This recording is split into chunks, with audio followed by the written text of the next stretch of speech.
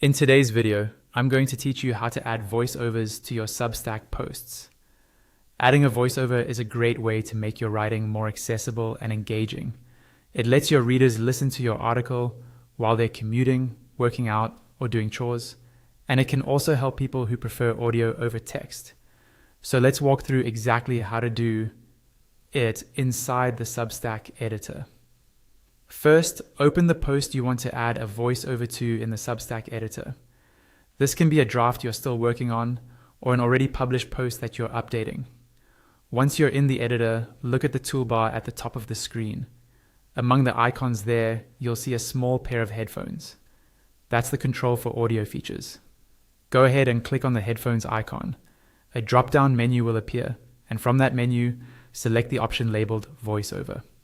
As soon as you do this, a small pop-up panel will appear at the bottom right corner of your screen.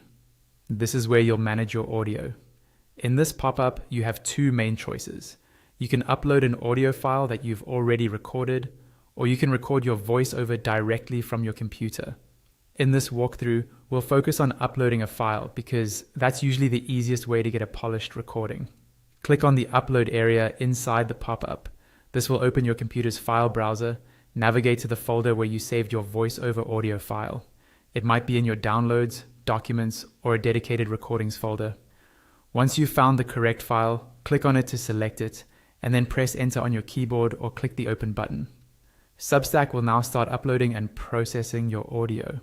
You'll want to wait until this process is completely finished before you move on. Depending on your internet connection and the length of your recording, this might take a little bit of time. When the upload is complete and everything is processed, you'll see a confirmation in the pop-up. At that point, click the Done button to close the panel. Now, look back at the main content area of your post.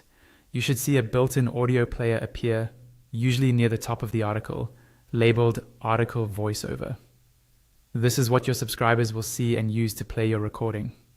From here, you can preview your post to make sure the player looks good and the audio sounds the way you want before you publish or update your post.